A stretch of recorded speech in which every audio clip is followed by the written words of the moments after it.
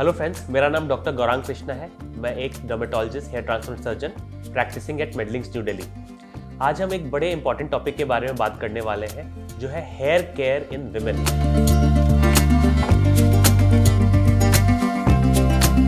मैं खास तौर से इस बारे में इसलिए बात करना चाहता हूँ क्योंकि आजकल मैं ज़्यादा से ज़्यादा लेडीज़ देख रहा हूँ। मेरे पेशेंट्स प्रोफाइल जो पहले ज़्यादातर मेल सेंट्रिक होते थे, आजकल कई सारे फीमेल पेशेंट्स भी अपने हेयर प्रॉब्लम को लेके मेरे पास आ रहे हैं। मुझे लगता है कि जो एक शिफ्ट हो रहा है जिसमें कई सारी लेडीज़ को भी hair loss issues, hair problems आ रही हैं, इसका एक रीज़न हमारा लाइफस्टाइल भी है। क्योंकि आजकल हम बहुत ज़्यादा हेयर ट्रीटमेंट्स में जा रहे हैं। Hair treatment as a salon based treatment, जिसमें हम केराटिन कर रहे हैं, हेयर में बहुत ज़्यादा हीटिंग डिवाइसेस यूज़ कर रहे हैं, पर्मिंग कर रहे हैं, कर्लिंग कर रहे हैं, हेयर कलर अलग अलग तरीके के यूज़ कर रहे हैं, खासतौर से लाइटनिंग, जिसमें हेयर को ब्लीच भी किया जाता है। तो ये सारी जो चीज़ें हम अपना जो हमारी लेडीज़ ने हेयर को सब्जेक्ट कर रही है, दीज आर हार्श ट्रीटमेंट्स जो आप अपने बालों के साथ करते हो, उससे हेयर में कहीं ना कहीं डैमेज होता है, जिसकी वजह से हेयर लॉस भी बढ़ सकता है और फाइनली आप डॉक्टर के पास पहुंचते हो। अपार्ट फ्रॉम दैट, लाइफस्टाइल, हमारी जो स्ट्रेसफुल लाइफस्टाइल हो रही है, जो हमारा डाइट ऊपर नीचे हो रहा है, स्मोकिंग बढ़ रही है, तो इन सारी चीज़ों से भी हेयर के ऊपर फ़र्क पड़ता है। तो क्या कॉमन कंप्लेंट्स हैं जो फीमेल पेशेंट्स मेरे पास लेके आती हैं अपार्ट फ्रॉम हेयर डिजीजेज? देखिए, कॉमन कंप्लेंट्स हैं बालों में डैंड्रफ, सर पे डैंड्रफ होना, जो कि बहुत ज़्यादा कॉमन हो गया है। बालों का बहुत ईजिली टूट जाना क्योंकि बाल कमज़ोर हो गए हैं। बालों का फ्रिजी होना, कुछ दिनों तक, कुछ साल पहले तक बालों में शाइन था, बाल स्ट्रेट थे, लेकिन अचानक बाल बहुत फ्रिजी हो गए हैं, ड्राई, लस्टरलेस, जिसको पेशेंट कहते हैं लाइफलेस हेयर हो गए हैं। ये काफ़ी कॉमन कंप्लेंट है। और दूसरा है ऑफ कोर्स हेयर की थिनिंग होना। सो अब मैं आपको कुछ ऐसे टिप्स बताने वाला हूँ जो आप अपने normal day to day lifestyle में ला सकते हैं, जिससे आप अपनी हेयर की क्वालिटी को या तो मेंटेन कर पाएंगे या उसको थोड़ा सा इम्प्रूव भी कर पाएंगे। Number 1, shampooing. हमें शैम्पूइंग रेगुलरली करनी चाहिए। रेगुलरली मतलब ऐसा नहीं है कि दिन में 2 बार करना है, बट एटलीस्ट हफ्ते में 2 से 3 बार हमें हेड वॉश करना चाहिए। जितना नॉर्मल फेस वॉश करना है उतना ही नॉर्मल हेड वॉश करना भी है। तो ये एक मिथ है कि शैम्पू कम करना चाहिए या शैम्पू से हेयर लॉस हो जाता है। अगर आप अच्छी क्वालिटी का शैम्पू, जिसको आप माइल्ड शैम्पू कह सकते हो, जिसका pH 5.5 हो, सल्फेट, पैराबेन्स, प्रिजर्वेटिव्स कम से कम या न हो, और अच्छा कंडीशनर हो उसके अंदर, ऐसे शैम्पूज आपको यूज़ करने चाहिए जो कि आपके बालों को डैमेज नहीं करेंगे। आपका स्कैल्प भी क्लीन हो जाएगा और आपके बाल भी डैमेज नहीं करेंगे। तो 2 to 3 times in a week we should shampoo our hair. During shampoo जहाँ तक पॉसिबल हो हमें ठंडे पानी या ल्यूकवार्म, गुनगुने पानी का ही इस्तेमाल करना चाहिए। हॉट वाटर, खासतौर से दिल्ली के विंटर्स में लोग बहुत गर्म पानी का इस्तेमाल करते हैं। इसकी वजह से भी जो बाल के नेचुरल ऑयल्स हैं वो निकल जाते हैं, बालों में स्प्लिट एंड्स आ सकते हैं, बालों का जो क्यूटिकल है वो डैमेज होता है, जिससे ब्रेकेज और शाइन चला जाता है बालों का। तो हमें गर्म पानी इस्तेमाल नहीं करना है, ठंडा या गुनगुना पानी इस्तेमाल करना है। जिनके सप्लाई में हार्ड वाटर है, हार्ड यानी खारा पानी, उसकी वजह से भी हेयर क्वालिटी खराब होती है। तो अगर आपके सप्लाई में हार्ड वाटर है तो आप सॉफ्ट वाटर का इस्तेमाल करें। सॉफ्ट वाटर मतलब ये नहीं कि मिनरल वाटर। कई लोग जाके बड़े प्राउडली बोलते हैं कि हम मिनरल वाटर से हेड वॉश करते हैं। मिनरल वाटर सॉफ्ट वाटर नहीं होता है। तो आपने अपने टैप में आजकल वाटर सॉफ्टनर्स आते हैं, वो आप लगवा सकते हैं, जिससे आपके पानी का जो टीडीएस है वो कम हो जाता है और जो आपके बालों के लिए सेफ है। इसके बाद ऑयलिंग।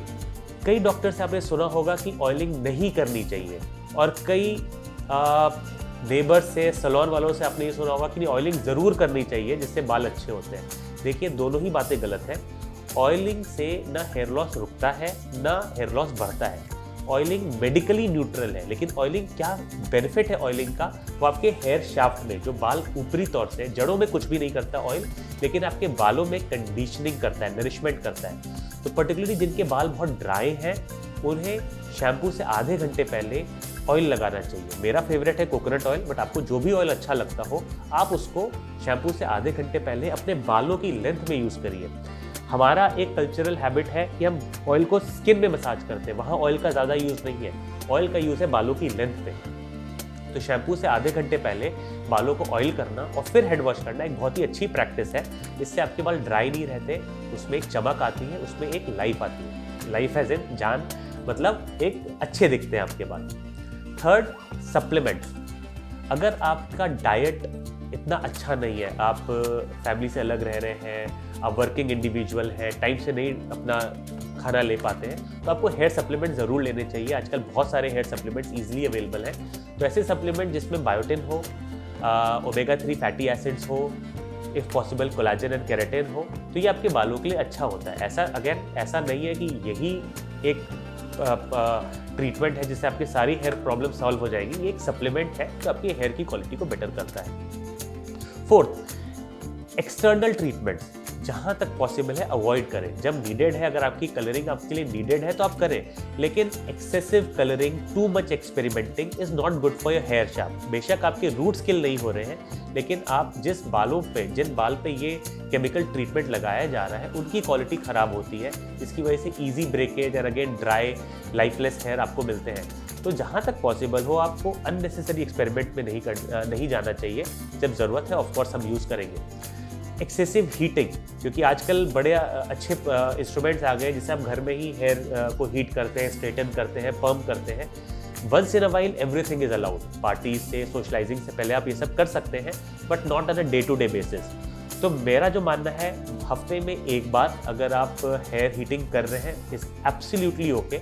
बाल इतना ट्रॉमा ले सकते हैं और उससे रिकवर भी हो जाते हैं। बट अगर आप हीटिंग हर दिन कर रहे हैं तो एक इरिवर्सिबल डैमेज उस हेयर शाफ्ट के ऊपर हो सकता है, और जो आपको in the form of excessive breakage या एक्सेसिव ड्राइनेस आपको दिखेगा।